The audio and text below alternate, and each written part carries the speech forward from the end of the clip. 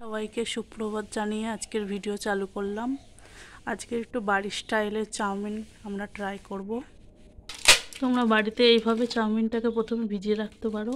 এইভাবে করে রাখলে গরম জলে আর দিতে লাগে না। চাউমিনটাকে তুলে নিলাম চুবড়িতে, যাতে বেশি পরিমাণে নরম না হয়ে যায়।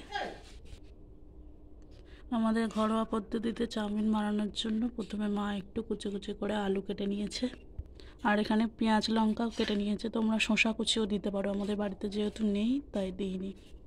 ডিমটাকে ভাজার জন্য একটু তেল দেওয়া হলো। আজকে আমি করছি না, মা চাউমিনটাকে করছে।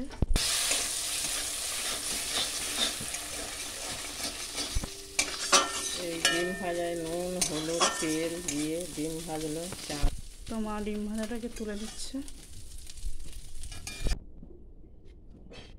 জোরে। পেঁয়াজ লঙ্কা দিলুম।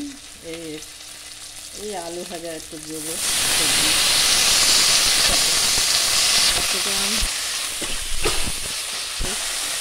সবজি চাউমিন করবো, বাড়িতে কিছু নেই তো সব রকম দিয়ে একটু সবজি চাউমিন হবে। আজকে সবজি চাউমিন হবে। সবজি চাউমিন তো অনেকদিন খাওয়া হয় না। হ্যাঁ, আজকে করবে মা। ঠিক আছে। আলু, ক্যাপসিকাম, গাজরটাকে একটু সুন্দর করে ভেজে নিলাম। কি অল্প হয়, চাউমিন দিয়ে দিলাম।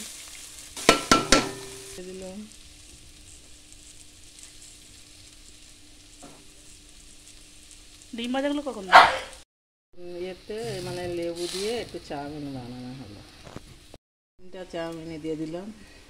গোলমরিচের গুঁড়ো একটু দিয়ে দিলাম। চাউমিনটা হয়ে গেছে আমাদের, ওই জন্য ঢেলে নিচ্ছে মা। একদম বাড়ির চাউমিন, এটা দোকানের মতন হয়নি, আমাদের নিজেদের যেভাবে বানানো হয় সেভাবে বানানো হয়েছে।